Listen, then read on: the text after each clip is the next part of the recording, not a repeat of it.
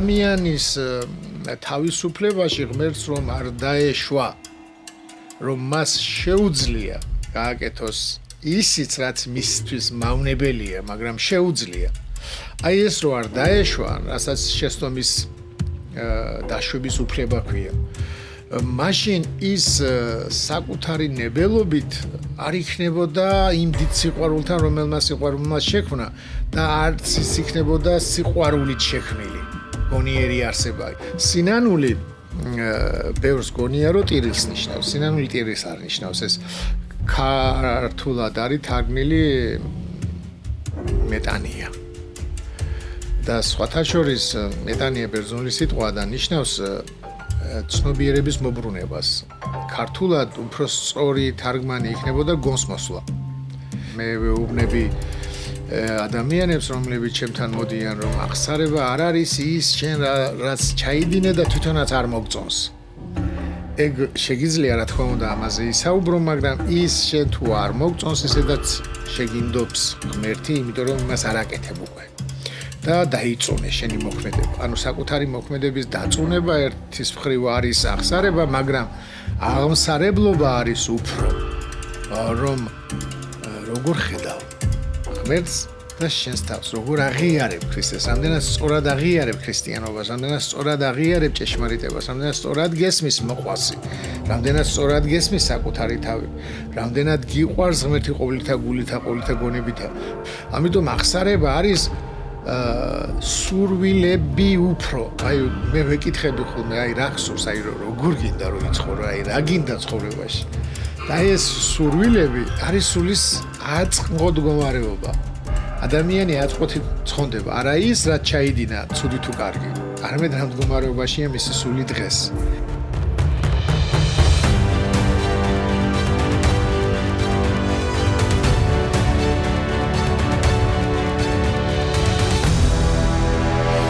მოგესალმებით ყველას, გრძელდება გადაცემათა ციკლი დროების YouTube არხზე მამა დოროთეს ამბიონი.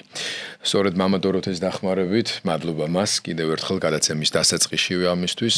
ჩვენ ვსაუბრობთ ქრისტიანობის არსზე, ვსაუბრობთ თემებზე, რომლის განმარტებაც, რა თქმა უნდა, ყოველთვის რთულია, მაგრამ მამა დოროთეს შემთხვევაში ხერხდება ნამდვილად ისე, რომ მამაზე ვისაუბროთ არა მარტო გასაგებენაზე, არამედ განმარტებები იყოს თავმოყრილი ბევრი ისეთი სწავლება და ცოდნა, რომელიც დაგვიგროვა ქრისტიანობამ, თეოლოგიამ, ფილოსოფიამ, სხვადასხვა მეცნიერებებმა, რომლებიც საუკუნეების განმავლობაში ღრმად სწავლობდნენ ქრისტიანობას. ჩვენი წინა გადაცემათა ბლოკი შეგვიძლია ასე დავარქვათ, უფრო მეტად უკავშირდებოდა რწმენითი ცოდნის რწმენის ცოდნას, როგორც მოვლენას, როგორც შესაძლებლობას გაიაზრო ძალიან მნიშვნელოვანი და ადამიანებისათვის ალბათ ცხოვრებაში ყველაზე მნიშვნელოვანი საკითხები და ჩვენ დღეს ვისაუბრებთ ადამიანის ნებელობაზე.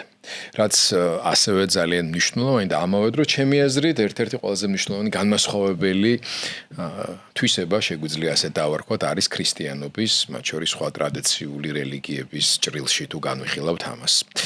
ვისაუბროთ ამაზე გადაცემის დასაწყისში შევახსენოთ ჩვენს მსმენელებს, მაყურებლებს, რომ თუ ჯერ კიდევ არ აქვთ გამოწერილი ჩვენი არხი, დროების YouTube არხი, გამოიწერონ, მოიწორონ, გაუზიარონ თავიანთ ახლობლებს, მეგობრებს, მოგწერეთ თქვენთვის საინტერესო შეკითხვები, სასურველია თუ მათი უმრავლესობა კავშირში იქნება იმ თემებთან, რომელზეც ჩვენ ვსაუბრობთ გადაცემაში და ჩვენ ცალკე სპეციალურ გადაცემებს მივუძღვნით ამ შეკითხვებზე პასუხებს და დამატებით განმარტებებს. ახლა კი ამბიონი მამა დოროთეს. მოგესალმებით ჩვენს მაყურებელს. მადლობა მათ. ძალიან კარგი გამოხმაურება აქვს ჩვენს გადაცემებს, პირადშიც მწერენ, მირეკავენ, მადლობას მეუბნებიან და ის ადამიანები, ვინც დიდი ხანია მიცნობს, ისინიც კი გახარებულები არიან იმ ჩვენი საუბრით, რომელიც საუბარიც აქ ჩვენს ამბიონზე მიმდინარეობს. დღეს დავიწყებდი პავლე მოციქულის სიტყვებით, ძალიან საინტერესო და ძალიან მნიშვნელოვანი სიტყვებია. ესე ამბობს, სისხლით ხართ ნაყიდნი, ნუ იქნებით ადამიანთა მონები. ეს არის ამაში დევს მთელი შინაარსი ადამიანობის ნებელობისა, ადამიანის გამოხსნისა, თუ რატო დაიღვარა სისხლი, რატო იყო საჭირო სისხლის დაღვრა, განკაცებული ღმერთი, რატო ეცვა ჯვარს და აი ეს ყველაფერი, აი ეს რაც ხდება ბიბლიაში და რაც ხდება სახარებაში, დამოკიდებული არის ადამიანის ნების დაცემასთან. ადამიანის ნების გამოხსნასთან არის დამოკიდებული.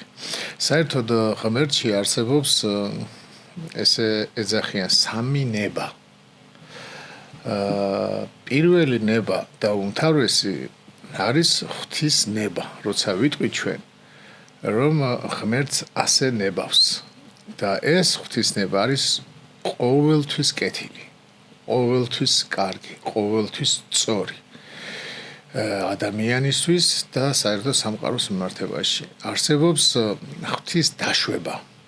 აი ეს დაშვება არის ასე არის თარგმნილი, მაგრამ შეიძლება მიშვება, რომ მიუშვა ადამიანი. აი ეს მიშვება ადამიანის ეს არის ჩვენი ღმერთობის უმთავრესი ნაწილი. მიშვების გარეშე ჩვენ ღმერთი ვერასოდეს ვერ გავხდებოდით. ამიტომაც არის ღმერთმა რაც კი შექმნა, მისი ნება არის აი ეს ყველაფერი მისი დიდებით ტკბებოდეს, მაგრამ აი ეს ვერ მოხდებოდა მისი ნების აღსრულება რო არ მიეშვა, რომ არ ადამიანის ანგელოზიც. აი ადამიანის ანგელოზის ბუნებაც მიშვებულია, ანუ მიშვება ნიშნავს, რომ მას შეუძლია ღმერთზე უარის თქვა. მას ანუ სატანაზე ხო არის ესე ნათქვამი, რომ ის ნათლის ანგელოზი იყო, ანუ ყველაზე ისეთი დიდებაში იყო და მოუნდა ღმერთობა და ღმერთისგან ამიტომაც განვარდა.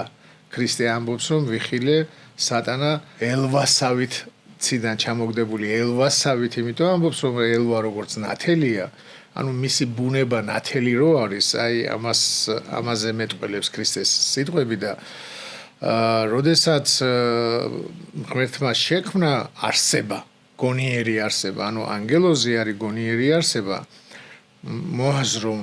მოაზროვნებითობა რო შეუძლია და დანახვა რო შეუძლია ღმერთის. ანუ ღმერთის ქმნილება ეს ძალიან საინტერესო არის, სხვათა შორის, როდესაც სემინარიაში ვსწავლობდი, მაშინ ჩამოვიდა ერთ-ერთი ბერძენი პროფესორი და აკადემია და სემინარია ყველა სტუდენტები დაგვატიჟეს საპატრიარქოში და წაიკითხა რაღაც საოცარი ლექცია.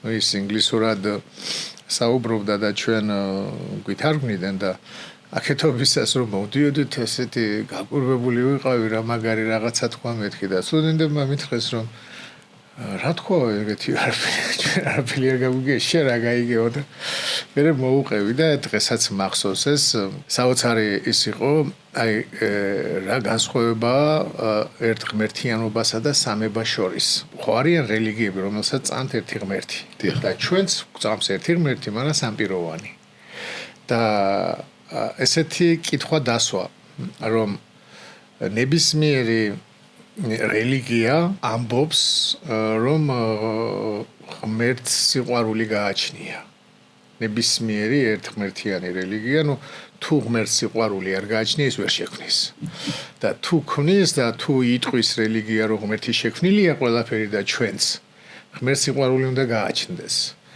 და მაგალითად ერთღმერთიანი რომელიც სამებას არ ცნობს ვეკითხებით ღმერთი ხო იყო დრო როცა ღმერთი იყო და არ იყო არაფერი კი ნუ ეგრეა ხო თანამყოფი არ ვარ ჩვენ ანუ ყველა უშვებს იმას რომ იყო ღმერთი მარადიული და მარადილმა ღმერთმა ინება შეექმნა ანგელოზი კაცი და რა თქმა უნდა პასუხობს კი იყო ღმერთი არ იყო არაფერი და ქონდა თუ არა სიყვარული რა თქმა უნდა კი ვინ უყვარდა სიყვარულის სუბიექტი ხო სუბიექტი არ არის სიყვარულის და გამოდის რომ საკუთარი თავის სიყვარული უყვარდა საკუთარი თავი და ქრისტიანობაში არის სულ სხვა. ანუ ჩვენი სამება არის სულ სხვა. აი მაგალითად იგივე კითხვა დავსვათ სამების მიმართებაში იყო ღმერთი, არ იყო არაფერი. ღმერთში იყო სიყვარული, ღმერთს ჰქონდა სიყვარული. კი როგორ? მამას უყვარს ძე და სულიწმინდა. ძეს უყვარს მამა და სულიწმინდა. სულიწმინდას უყვარს მამა და ძე. და სიყვარული იკვრება ერთმანეთში. და აი ამ ერთმანეთში შეკრული სიყვარულისგან იქმნება აი ეს უდიდესი არსებები, რაც არის ანგელოზი და რაც არის ადამიანი. და ეს იმდენად დიდი სიყვარულია, ანუ კიდევ არსებობს სწავლება, რომ ღმერთში არ ეტეოდა და გადმოიღვარა არ არის, უნებლი ექნილება არ არის, სიყვარულით შექმნილი ექნილება არაფერი არ გადმოღრილა. ადამიანიც პაჩორის ადამიანიც არის სიყვარულით შექმნილი სამება, მოსიყვარული სამება ქმნის ისეთ არსებას, რომელიც უყვარს და რომელსაც შეუძლია შეიყვაროს ის. აი ეს არის ყველაზე დიდი ანუ შეიყვაროს ცნობიერით. ანუ ჩვენ მაგალითად ცხოველსაც შეუძლია შეგვიყვაროს, აი ჩვენ ძაღლს უყვარს თავისი პატრონი საოცრად, მაგრამ ეს ცნობიერება ძალიან დაბლაა, ვიდრე ის ცნობიერება, რაც ცნობიერებითაც ადამიანს შეუძლია შეიცნოს ღმერთი და შეიყვაროს ღმერთი. და იმიტომ რომ ამ ღვთის სიყვარულით უდიდეს ნეტარებას განიცდის ადამიანი. უდიდეს ნეტარებას განიცდის ღვთის შეცნობით. ჩვენ მაგალითად ხორციელად რაც გვატკბობს, ეს გონია ნეტარება და ეს არის ისეთი შეუდარებელი ნეტარება იმასთან, რაც არის ღმერთთან ურთიერთობა. აი ეს სახარებაში ამის წინდი, ანუ წინასწარ მოცემულობა ნახე ჩვენ მოციქულებთან, პეტრესთან, იოანესთან და იაკობთან, როცა იხილეს ღვთის დიდება. ანუ იხილეს ქრისტე ისეთად, როგორიც იქნება მეორედ მოსვლის დროს, როგორიც გამოჩნდება. ის ისეთი იყო ყოველთვის, მაგრამ არ ჩანდა. ანუ ჩვენ არ შეგვიძლია საკუთარი იმის დამალვა, თქვათ, თავის. ანუ როგორიც ვართ, ისეთი ვართ, რაღაცა წავისმევ, თორე ეგავართ, ხო? და ღმერთს შეუძლია დამალოს საკუთარი თავი და გამოჩნდეს ისეთად, როგორც გამოჩნდა მაგალითად ქრისტე მონისხატად. ანუ ის არ წინავდა, არ იყო ნათელი, არც არაფერი, მაგრამ ის იყო ნათელი, მასში იყო მთელი ბრწყინვალება ღვთაებრივი, მაგრამ მას შეეძლო ჩვეულებრივი ადამიანი ყოფილიყო ჩვენ წინაშე, ამას ნიშნავს მონისხატი მიიღო, მონის სახით იცხოვრა. და რო დაუბრუნდეთ ნებელობას ადამიანის თავისუფლებაში ღმერთს რომ არ დაეშვა, რომ მას შეუძლია გააკეთოს ისიც, რაც მისთვის მავნებელია, მაგრამ შეუძლია. აი ეს რო არ დაეშვა, რასაც შეცდომის დაშვების უფლება ქვია. მაშინ ის საკუთარი ნებელობით არ იქნებოდა იმ დიდ სიყვარულთან, რომელმაც სიყვარულმა შექმნა და არც ის იქნებოდა სიყვარულით შექმნილი გონიერი არსება. იმიტომ რომ თუ შენ არ შეგიძლია თქვა უარი იმაზე, რაც ასეთი დიდია, უარის თქმა თუ არ შეგიძლია შენი ნებით, მაშინ გამოდის რომ აი დღევანდელი შედარებით რო შევადაროთ რობოტი. დღეს კარგია ეს შედარება, ხო ძველად ამას ვერ შეადარებდე, მაგრამ ანუ ხელოვნური ინტელექტი. აი ხელოვნური ინტელექტი არის არსება, ну, დავარქვათ ესე, რომელსაც რასაც ჩადებ, იმას გიკეთებს და ამ ჩადებულებიდან ბევრ რაღაცას აკავშირებს და შეიძლება უჭკვიანესია. მაგრამ იმაში არ არის თავისუფალი ნებელობა. აი ეს თავისუფალი ნებელობა არის ადამიანის ღმერთობის უმთავრესი ნაწილი და ამას ქვია დაშვება, რომ ღმერთმა ადამიანი რო შექმნა, ადამიანს უთხრა, აი იმას ნუ შეჭამ. ამის თქმით ადამიანს ეუბნება, რომ შენ შეგიძლია ის ჭამო. შენ შეგიძლია ჩემგან წახვიდე და შენ შეგიძლია ჩემთან დარჩე, ორივე შეგიძლია. აი ჩემთან ვერ იქნები. მე ვარ სიცოცხლე, ხო? ქრისტე ამბობს, მე ვარ სიცოცხლე, მე ვარ ნათელი. მე ვარ ჭეშმარიტება. აი ამ ჭეშმარიტებასთან, სიცოცხლესთან და სინათლესთან ვერ იქნები თუ იმას დაიჯერებ. იმიტომ რომ ის არის სიბნელე და დაგაბნელებს. ანუ მოკვდები ამას ნიშნავს სულისთვის. მაგრამ შესაძლებლობა აქვს. აი ეს შესაძლებლობა რომ აქვს, ამ შესაძლებლობით შეეძლო მას ნათელის არჩევა, უпростоრედ ნათელში დარჩენა. ადამიანში არ იყო რომ ნათელი აქეთ და ბნელი აქეთ, არა, ნათელია თვითონ. და აი ეს თვითონ რომ ნათელია, ეს რომ მასში დარჩეს სინათლე, როგორც წინათ ნატურას რო შევადარეთ, ეს საფრთხე ენერგია და ღმერთი მასში რო დარჩეს, ამისთვის აუცილებელია ბნელი არ დაიჯეროს და ბნელი რას ეუბნება? ღმერთმა თქვენ შექმნათ ფაქტურად ამბობს რომ მონებად. მას არ უნდა თქვენ ღმერთები გახდეთ. არა და ღმერთია უკვე. მაგრამ ეს ღმერთი უნდა გამტკიცდეს მასში, ხო? რომ ეს ნათელია, სწორი და შენ მატყუებ. და ის რო ტყუილს ამბობდა, ეს იცოდა ადამიანმა. მაგრამ როგორც ევას ხათრით რომ არ დაეტოვებინა შეჭამა. ან ცნობის მოყარების გამო. შეიძლება ადამიანის ბუნებაში ეს კომპონენტიც მნიშვნელოვან როლს თამაშობს, რომ ეს სიბნელეც იხილოს, გამოცადოს და მიწიერი ცხოვრება ამ მხრივ არის სწორედ გამოცდა ამ თვალსაზრისით, ქრისტიანული თვალსაზრისით. კი, შეეძლო მიიღოს გადაწყვეტილებები, არჩევანი გააკეთოს. ეს დღეს, მაგრამ იქ არჩევნით კვდება.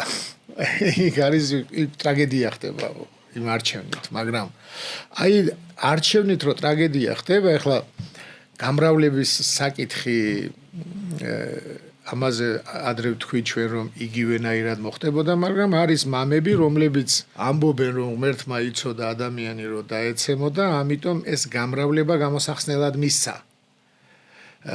მაგრამ აქ კითხვა იბადება თუ დაცემის შემდეგ გამოიყენებდა ამ მდგომარეობას მარტო, მაშინ იქ რატო აკურთხა, ან თუ არ დაეცემოდა რა იქნებოდა მარტო ადამი და ევა და არ იქნებოდა კაცობრიობა?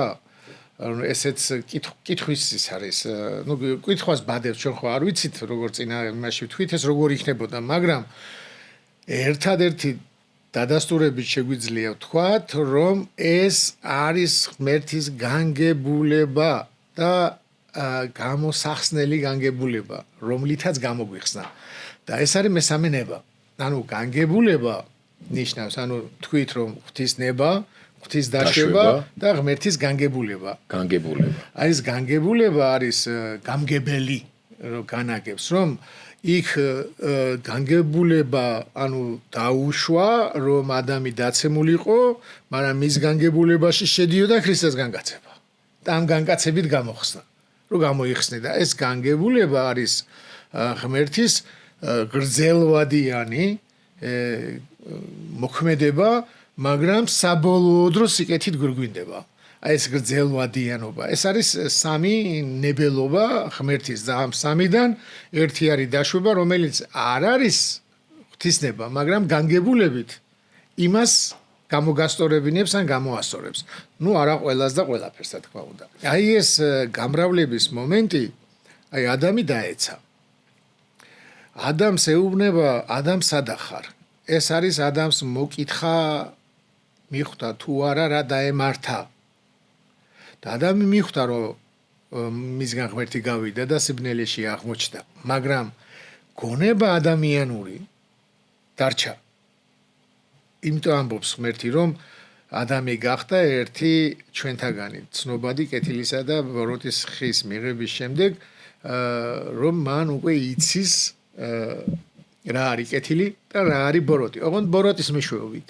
თუ კეთილის მეშვეობით უნდა შეეცნო, აქ ბოროტის მიღებით, საკუთარი თავის დაბნელებით და ღმერთის გასვლით ის ხვდება რა მდგომარეობაში იყო და რა მდგომარეობაში აღმოჩნდა და ადამიანში შემოდის შიში. შიში ღმერთის. ამიტომაც იმალდება. ხო, ანუ დააკვირდით ეშმაკი ხო ეუბნება რომ მას არ უნდა თქვენი ღმერთობა. იქ უკვე უნერგავს ამას ის მსაჯულია. იმას მონატყავ ხარ. ესმით აი ის არ არის მამა, ის მსაჯულია შენი და აი არ უნდა თორე ამას რო შეჭამ გახდები და სინამდვილეში პირიქით მეფეთ შექმნა მასში განისვენებს ღმერთი და ამ სიტყვის მიღებით გადის და ადამი ზუსტად ხდება უკვე მონა.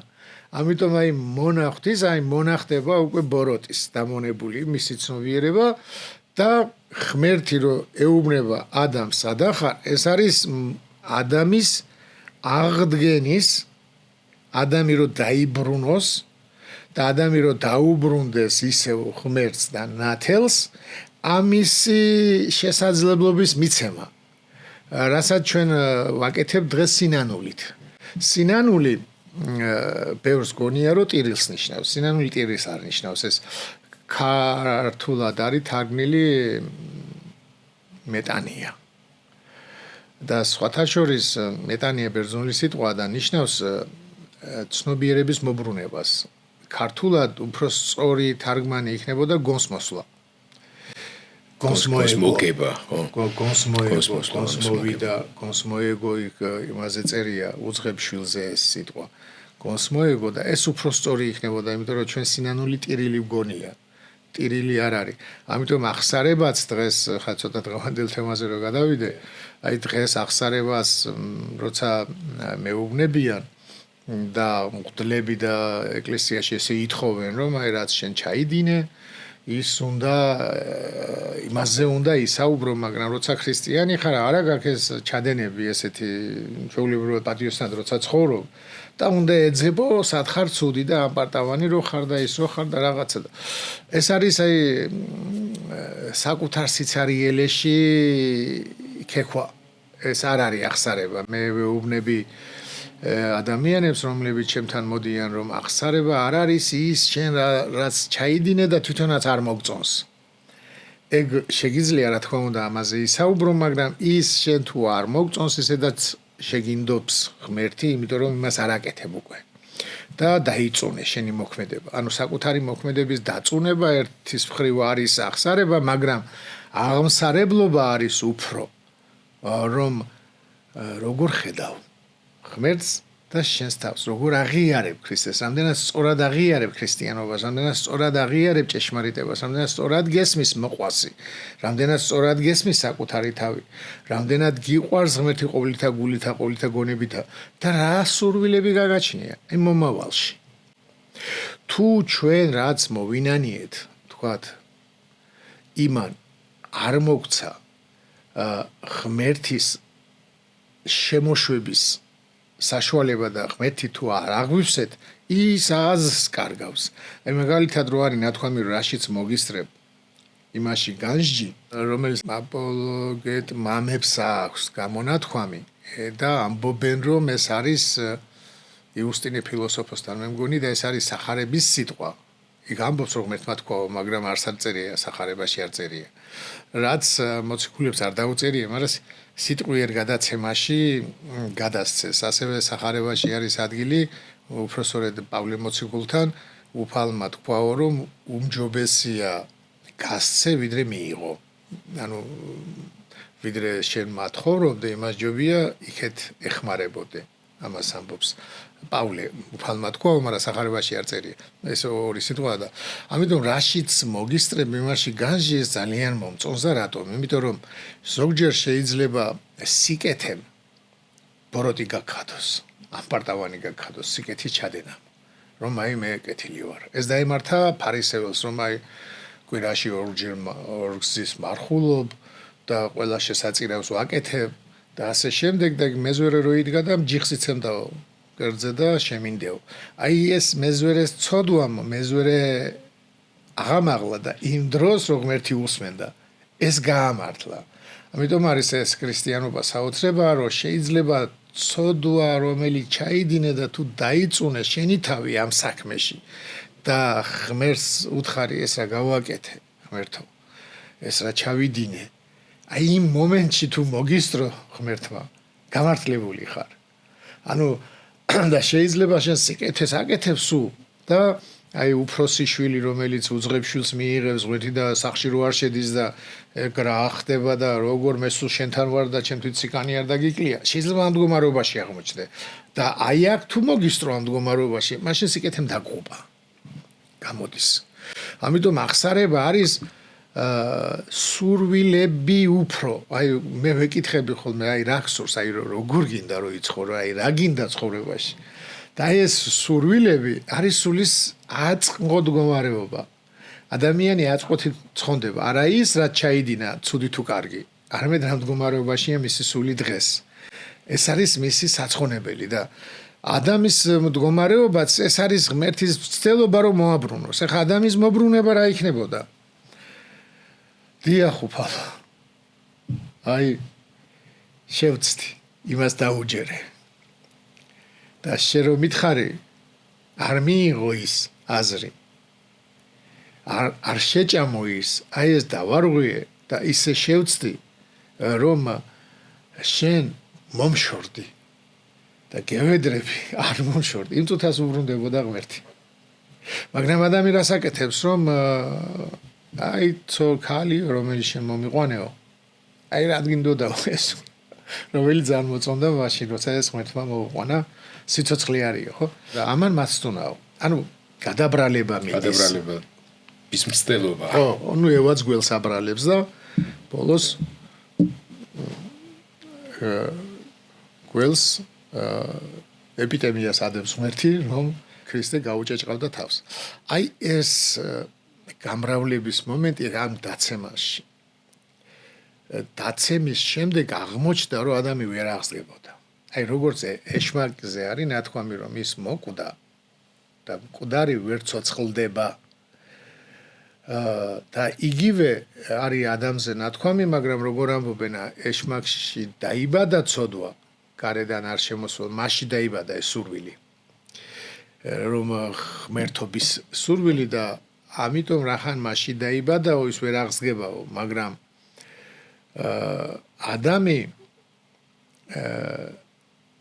ადამიანში ეს შეცდომით ხდება მაგრამ ადამიანიც სულით უკვე მოკვდა არა აქვს უკვე მნიშვნელობა შეცდომით თუ და ორი რაღაცა ეშმაკს სულია და სული როგორ არის იცით აი ანგელოზებში არ არის ისეთი მდგომარეობები ერთმანეთს ვერ დაემალები აი როგორც ჩვენ ხორციელად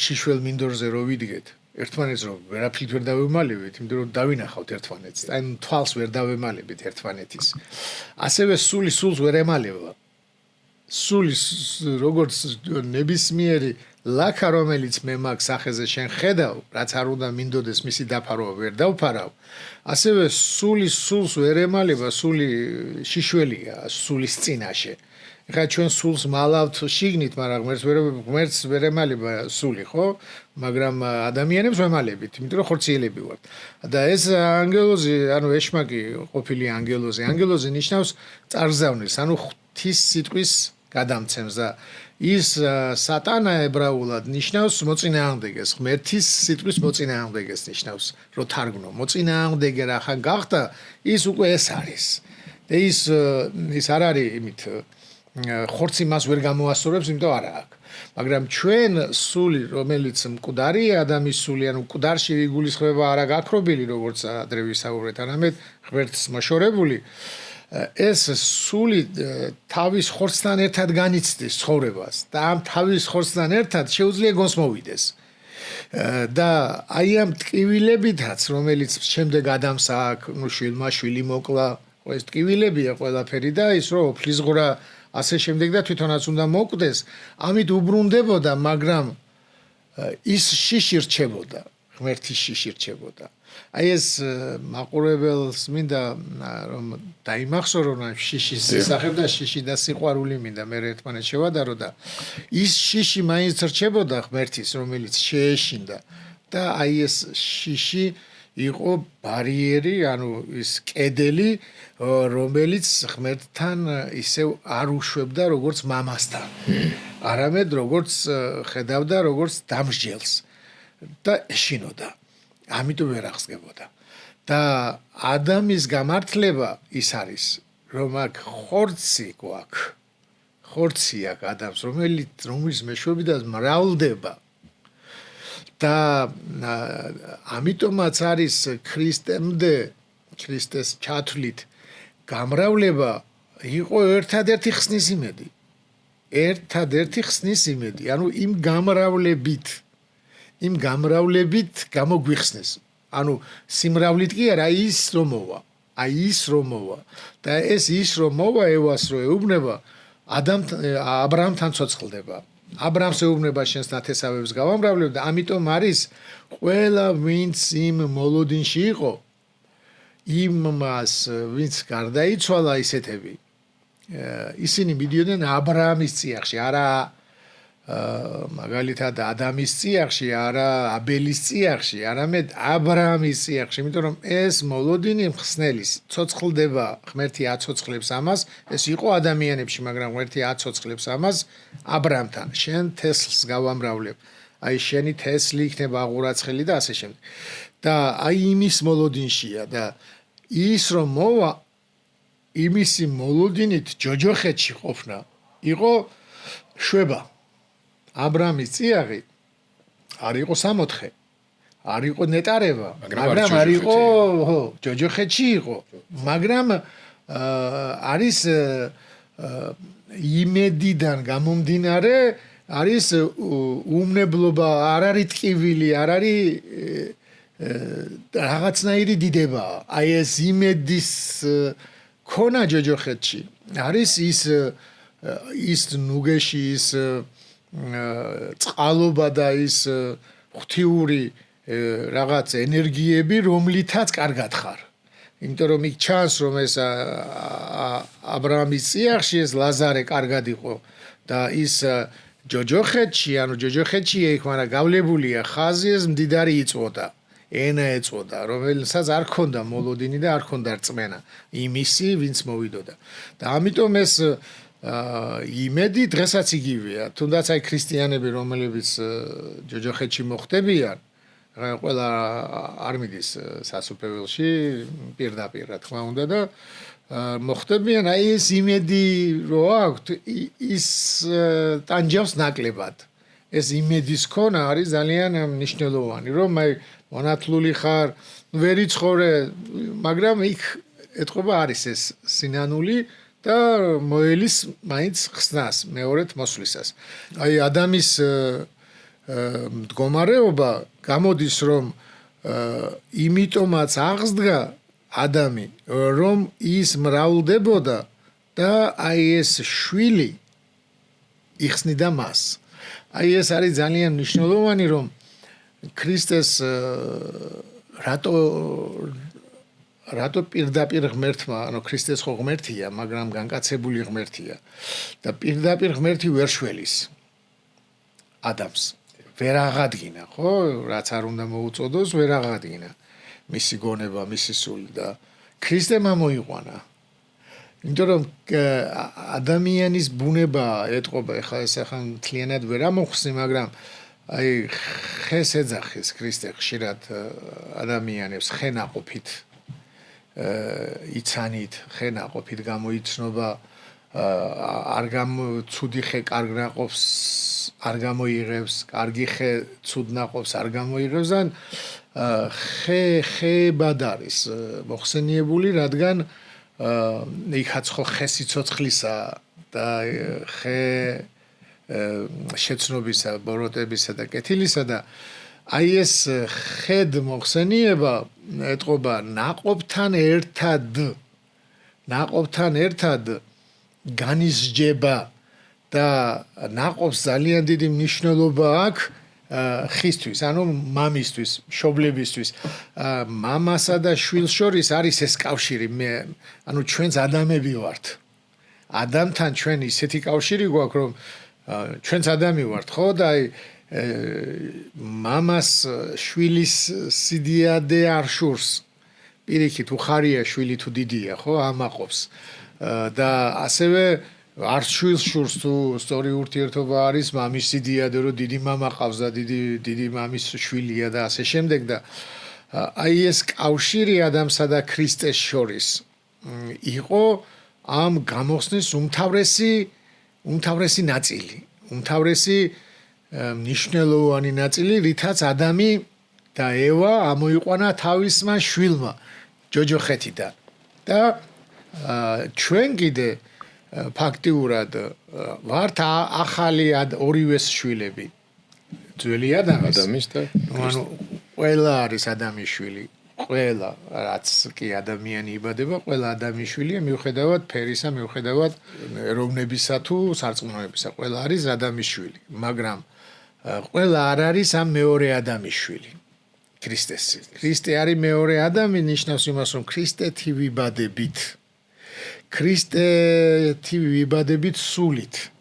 ვინც ქრისტეს ირწმუნებს, აი ის ღებულობს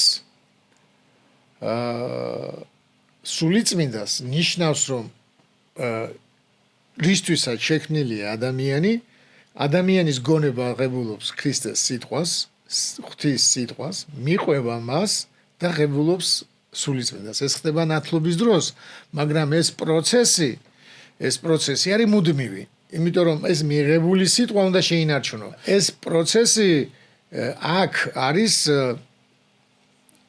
საშიშროების ქვეშ, შეიძლება ითქვას, იმიტომ რომ ეს ამ პროცესის დაკარგვა შესაძლებელია. ამიტომაც არის, რაც არ უნდა განხთობილი იყო, ამბობენ წმინდა მამები, რომ ბევრი სასწაულმოქმედი მამაც კი დაცემულა. ბევრი სასწაულმოქმედი მამაც კი დაცემულა იმ ანგელოზის დაგონებით, რომ შენ დიდი ხარ. ამიტომ სასწაულმოქმედებებს არ ითხოვდნენ მამები. პირიქით, თუ აძლევდა ღმერთი რაღაც სასწაულმოქმედებას, უარს ამბობდნენ, რომ საშიშია და ამ ქვეყნად საშიშია. თორემ მართლა შეუძლია მორწმუნეს ქრისტემ რო უთხრა, რომ თუ მცირედი რწმენა გექნებათ, ეს მთას რო უთხრა, აღმოიფხვერიო, აღმოიფხრება და იქ ჩავარდებაო, მაგრამ ამას არც ერთი მამა არ ითხოვს. ჩვენთვის ყველაზე დიდი და ყველაზე საოცარი სასწაული არის ჩვენი გონებრივი წვდომა ღმერთში და აი ქრისტეს სიტყვის მიღება, ქრისტეს გაგება და ამით სულიწმინდა, რომელიც ჩვენში გადმოდის ნათლობის დროს, ის რჩება ჩვენში და თუ ჩვენ ვკარგავთ ამ მადლს, სულიწმინდის მადლსა და გვჭირდება რაღაც დამატებითი ფიზიკური მტკიცებულებები. ხო, მაშინ სინანული ისა გშველის. სინანულს ეძახიან მეორე ნათლისღებას. ანუ როგორც ნათლობის დროს გადმოდის ჩვენზე სულიწმინდა, თუ მას ვკარგავთ, სინანულის დროს გვიბრუნდება და სინანული არის გონს მოსვლა, როგორც თქვით, და დანახვა ის საკუთარი არასწორისა და იმისა, რაც არის ჭეშმარიტი და მართალი. ამიტომ პავლე მოციქულის სიტყვებით დავიწყე და ისევ ვიტყვი და გავაგრძელებ, სისხლით ხართ ნაყიდნი, ნუიქნებით ადამიანთა მონები. ეს არის უმნიშვნელოვანესი. აი მაგალითად, მამები გვასწავლიან, რომ რაღაცა ცოდვა რომ მოვიდესო შენს გონებაში. გაყევიო. და შედეგამდე რომ მიხვალო, იქ შეგეშინდებაო. ანუ ხორციელზეა საქმე. გაყევიო. რაღაც გონებით გაყევი. აი შედეგი შეგაშინებსო და იქვე მოიშორებო. ასევე რაღაცას ქრისტე რო არ აკეთებს, მაგალითად მე ესე მიფიქრია, რომ ქრისტეს ეუბნებიან გადმოდი ჯვრიდან. გავყოლილ ვარ. გონებით. რომ მაგალითად გადმოსულიყო. დიახ. აი რა მოხდებოდა? ამით დაამტკიცებდა, რომ თქვენ მე ვერ მომგლავთ, ხო? აჰა, დაამტკიცა. მაგრამ ვიღაცა იფიქრებდა ეს ჯვრით იქ დრო იყო და ვერ ისა, მაგრამ მოდი კლდიდან გადავაგდოთ. ანუ მისი მოკლა სხვა გამოცდებიც. ხო. და მაგალითად ისევ ჩაქოლვა მოუნდომეს. და რა გააკეთოს ახლა ქრისტემ? იოანე ეს ძალიან საინტერესოა. იოანე მახარებელი ეუბნება ნახეთო კაციო, ვინცო შენი სახელი დევნისო ეშმაკებსო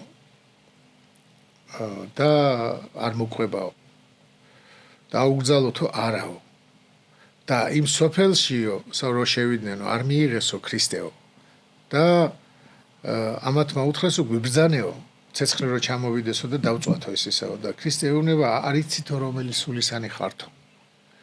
ეს არის მოციქულებმა იცოდნენ თავიანთი ისტორია, ხო, თავისთავად ბიბლია.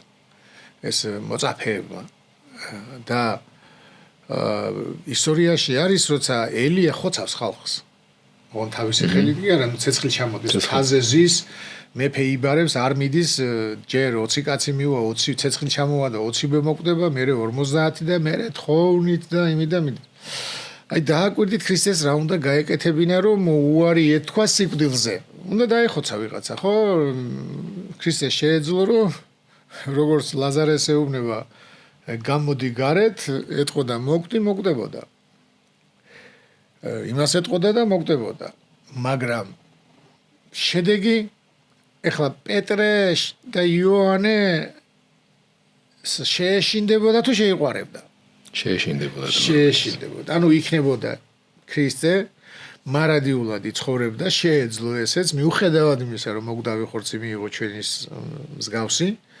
ელია არის აღტაცებული მაგ ხორცით ანუ ენუქი და ელია მეორედ მოსვლისას ნუ ქრისტეც ამბობს ილიაზე რომ ის მოვა და აღადგენს ყოველივეს აღადგენს ნიშნავს რომ აი სარწმუნოებას განამთელებს მის ღმერთისადმი რწმენას ისრაელში ალბათ იმიტომ რომ ელია არის ისრაელის შვილი და ენუქი არის წარმართთა შვილი ანუ ის ნოემდე იყო და ენუქი წარმართებში მაგრამ ისინი ხორცით არიან იქ და თუ ელიას შეუძლია რომ ელია ამყოფოს იმ ხორცით რა ისა თავისთავად თვითონ შეეძლო ამ ხორცით ყოფილიყო მაგრამ აი მსახურება როგორი იქნებოდა მისი შიშით და ვინც არ დაემორჩილებოდა სიკვდილით და რა გამოვიდოდა გამოხსნა შიშმა ადამი გამოაგდო ხო ამიტომ არის რომ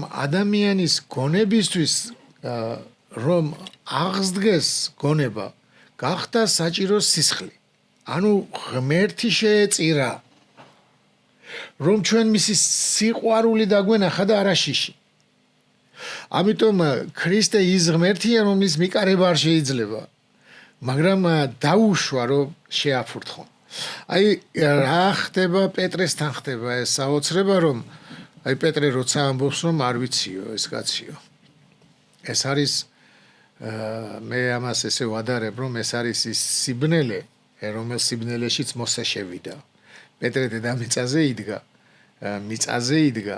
მაგრამ მისი გონებას შევიდა სიბნელეში დაუბნელდა გონება იმიტომ რომ მთელი ძველი აღთქმა იცის ღმერთი როგორი საშიშია და აი ეს ღმერთი განკაცდა პეტრემ იცის რომ შენ ხარ ძე ცოცხალი ღმერთისა ღმერთის ძე განკაცდა ცოცხალი ღმერთის ძე განკაცდა და ეს ცოცხალი ღმერთი ცოცხალი ძე სიკვდილად მიდის თავის თავს უთმობს რომ მოკლან რომ აფურთხონ რომ შეურაცხონ პირველად ნახა ეს პეტრემ იმიტომ რომ ქრისტეს გადაგდება რომ უნდათ მთიდან მანამდე ქრისტემ გაიარა ხელი ვერ ახლო ვერავე მეს პეტრეს ანახია და დაიჭირეს შეეკრეს ურტყამენ უკვე პეტრესთვის ეს კაცი აღმოჩნდა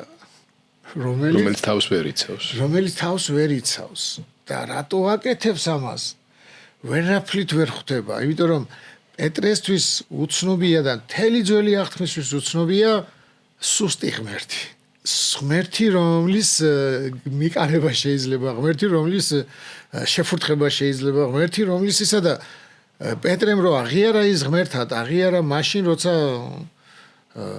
ნებისმიერ მიცვალებული მიაქვს აგერ სრულიად უცნობი ჭაბუკი გაჩერდითო უთხრა დადგითო კუბო დადგეს კუბო ადექიო უთხრა ადგა ლაზარეს უთხრა გამოდი გარეთ თუ გამოდი სხვას უთხრა გაჩერდიო და სხვა გაჩერდა ხა სხვას რო ეტყვის რომ კაცი რო გაჩერდი და სიტყვით რო აჩერებო აი ეს ყველაფერი ნანახია პეტრეს სხვაზე მიმავალი აქვს ნანახი და ისე დაუბრუნელდა გონება რომ ვერაფრით ვერ იჯერებს რომ შეიძლება ღმერთი ჯვარს აცვან მაგრამ ღმერთი ამას იმიტომ აკეთებს რომ ის ჩვენში სიყვარული ჩემოვიდეს არაშიშით ამიტომ რო თქვი თავიდან რომ ადამ შეეშინდა ღმერთის ამ შიშმა გამოაგდო 64-დან და შეუძლებელია შიშმა შეგიყვანოს ისევ და ქრისტე მიუყარებელი ქრისტე ვერ აღადგენდა კაცობრიობას განა არ შეეძლო ამიტომაც არის ახლა ქრისტესთვის როგორც კაცისთვის ლოსკისა ეს საინტერესო ისა რომ სიკვდილი გარედან შემოდის ჩვენში არის სიკვდილი და ქრისტეში გარედან შემოდის და როგორც კაცისთვის ესე გაყოფა სიკვდილი არ არის არ არის სასურველი მაგრამ საჭიროა ამიტომ ეუბნება რომ აქაც ნებელობაზე რომ ვისაუბროთ რომ კაცის ნება არასოდეს არ არის მოგდეს და ამიტომ ეუბნება უკვე თუ შესაძლებელია ამაცდინე სასუმელი ესე მაგრამ თუ არა და იყოს ნება შენი აი აქ მამები ამბობენ რომ მისი კაცობრივი ნებელობა სრულიად ემორჩილება მის ღვთაებრივ ნებელობას ემორჩილება მას მაგრამ კაცის ნება შეუძლებელია არც ერთი კაცის ნება არ იქნება სიკვდილი ეხლა ჩვენი ნება თუ არის სიკვდილი იმიტომ რომ ამით თავისუფლდებით თორე თუ მოხდება ისე რომ წამში შევიცვალო და ხორცით ვიყოთ ზეცად ყველას ეს მოგვინდება მაგრამ სიკვდილზე მიდის და აი ჩემთვის ეს ძალიან რთული თემაა ხა მე რასაც ვამბობ ეს არ არის მარტივი თემა და მოხსნადი და ესე მარტივად რომ მოხსნათ ეს თემაც არ არის მაგრამ ძალიან ძიმეც და რთულიც არის ის მომენტი როდესაც აი შეპყრობის წინ მაცხოვარი რომ ლოცულობს და მოციქულებს ეუბნება რომ იფხიზლეთო რომ მობრუნდება ძინავთ მე კიდევ გავაო და იფხიზლეთო რომ მობრუნდება ძინავთ და აი ეს რატო ეუბნება იფხიზლეთ და რატო ეძინებათ და რატო აი ეს კაცო მე ვფიქრობ არ ვიცი ხა ჩემი ის არის ახსნა რომ ქრისტე როგორც კაცი ხედავს ადამიანი როგორი სუსტია მიუხედავად იმისა რომ ხელა არის პეტრე რომელიც გაზარდა ისეთი სუსტია რომ ერთი საათი ვერძლებს და ეძინება და სული მხნეარი და ხორცი უძლური ეუბნება რომ აი ხორცილი ადამიანი უძლურია და სულის მხნეობა არ გააჩნია დაკარგა სულის მხნეობა და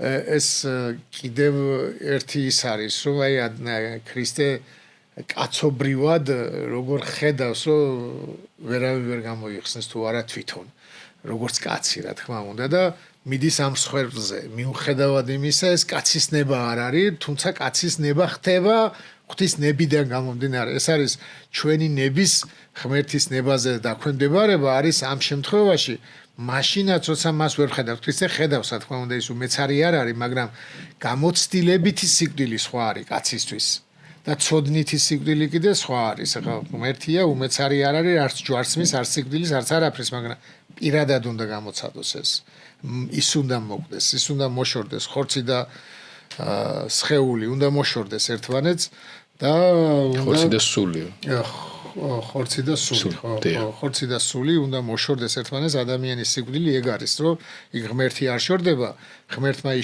შეიერთა განუშორებლად მარადიულ განუშორებლად მაგრამ როცა შორდება სული და ხორცი ერთმანეთს მაშინ ადამიანი კვდება და აი ამ სიკვდილი ეს სიკვდილი არის მისი გამოცდილებითი სიკვდილი და ამ გამოცდილებით სიკვდილმა მოგცა ჩვენ სიკვდილის დათრგუნვა მაგრამ ესეც ხა პავლე მოციქული რო ამბობს რომ ღმერთმა ინებაო სისულელითო ქადაგებაო სისულელით ქადაგება არის ეს ხა წარმოიდგინეთ დღეს გალობთ რომ სიკვდილისა დამდგუნველი ანუ ადამიანის გონებისთვის შეუძლებელია დაიჯეროს რომ სიკვდილით მოკლა სიკვდილი ხო სიცოცხლით ხდება როგორ შეიძლება სიკვდილი მოკლა და თავისი კაცობრივი ბუნების სიკვდილით მოკლას ჩვენი სიკვდილი და მანამდე გვითხრა რომ ისე ჩემი ჯერ არ მოკვდება და ის სიკვდილი რომელიც სიკვდილიც არის სულით სიკვდილი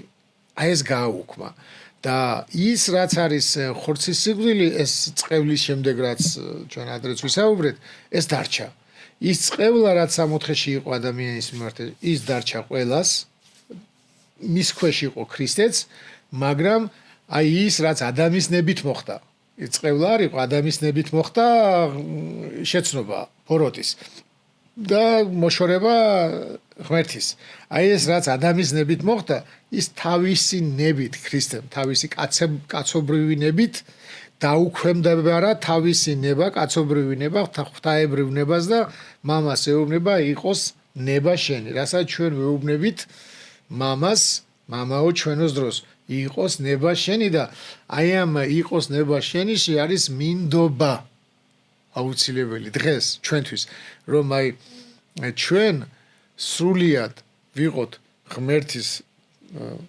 თვალის ქვეშ, რომ ღმერთი გვიყურებს, ყველაფერს ღმერთი ხედავს, რასაც ვაკეთებთ, როგორც ვაკეთებთ და ჩვენს თავში მუდმივ ღვთის სიტყვას განვიხილავთ, უნდა განვიხილავდეთ ყოველთვის და აი მე ხშირად მაქვს ესეთი რაღაცას ვაკეთებ, სიკეთეს, დადგენილი მაქვს რომ ეს არის სიკეთე, ვაკეთებ, არ გამოდის.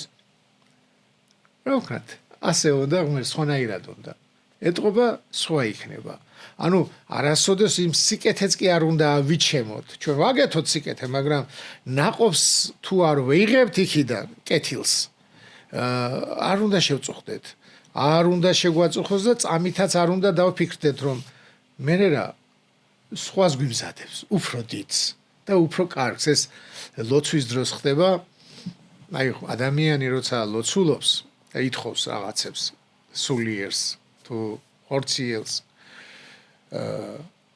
და თან მიდის ამისკენ და ღმერთს თხოვს და ეს თხოვნა, რაც მას აქვს ღვთის წინაშე, გამართლებული აქვს. იცის, დადგენილი აქვს, რომ სწორია ესო ითხოვო, ხო? და თითქოს არ გეძლევა. და პრაქტიკაში მქონია, რომ დამვიწყებია ის, რაც თხოვდი. მე აღმომიჩენია, რომ იქ ავარ. დისამაკ, იქ ვარ უკვე. და ესეთი განცდა მიჩნდება, რომ მე მივედი. მე მოვიპოვე, მე გავაკეთე, მაგრამ სინამდვილეში მან გაგაკეთებინა და ამას რატო აკეთებს, რომ შენ მონის განცდა კი არ ქონდეს, რომ თხოვნელი ხარ და ის მომცემია, თხოვნელი ხარ და ის მომცემია. არა, ის გეხმარება გაკეთებაში, ოღონდ იმალება.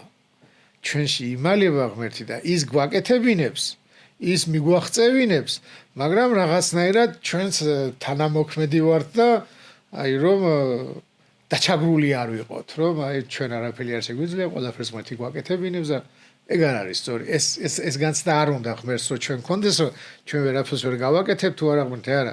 მას უნდა რომ ჩვენ სინერგია, რასაც ქვია, თანაბრად რომ მოქმედებდეთ და ის უფრო დამალულია ვიდრე ჩვენი ჩანს, ჩვენი მოქმედება, მაგრამ მისგან არის და ჩვენ კიდევ უნდა ვიცოდეთ, რომ ეს გაგვაკეთებინა და შევძელით, იმიტომ რომ ეს ჩვენ ღმერთმა მოგცა და ღმერთმა გაგვაკეთებინა და არც ერთი სიკეთე საკუთარ თავს არ უნდა დავაბრალოთ. არც ერთი სიკეთე ოღონდ გონებრივად, ეს უნდა გავყვოთ ყოველთვის და თუ რაღაცა ცუდი გავაკეთეთ, სუსტი ჩვენი სისუსტეა და პასუხი ჩვენ უნდა ვაგოთ. ძალიან საინტერესო იყო, მამაო, დავიწყეთ ნებელობაზე საუბრის. თავისთავად აი ეს განმარტებები ძალიან საინტერესო იყო მის სამ გამოვლენებასა და სახეობას შორის. ნებელობა არის ალბათ ის, რაც ქრისტიან ადამიანს თავისუფლების ხარისხში გამოარჩევს კაცობრიობაში. ამას ჩვენ ცალკე დაუბრუნდებით კიდეც თავისუფლება, როგორც ქრისტიანული ეთიკის მონაპოვარი ამ თვალსაზრისით. დღეს ამით დავამთავროთ ეს საინტერესო საუბარი. მამა დოროთეს მადლობა უთხრათ კიდევ ერთხელ ჩვენი მსმენელებისა და ასე ვთქვათ ამ გადაცემის მაყურებლების სახელითაც დარწმუნებული ვარ. მადლობა უთხრათ ყველა იმ ადამიანს, რომელიც გულშემატკივრობს, გვამხნევებს, საინტერესო და სასიამოვნო კომენტარებს არის ჩვენთვის, ჩვენ როგორც შეგვირდით, მათ შორის შეკითხვებს, რომელიც დაუკავშირდება იმ თემებს, რაზეც საუბრობს მამა დოროთე, აუცილებლად დაუბრუნდებით სპეციალურ გადაცემებში, დამატებითი განმარტებებისათვის. დღეს აქ დავამთავროთ, მინდა დასასრულს კიდევ ერთხელ მოგიწოდოთ, რომ გამოიწეროთ ჩვენი YouTube არხი, დროების YouTube არხი, ვისაც ჯერ არ გაქვთ გამოწერილი, მოიწონოთ ჩვენი გადაცემები, გაუზიაროთ თქვენს ახლობლებსა და მეგობრებს. შეხვდებით ზუსტად ერთ კვირაში. ნახვამდის.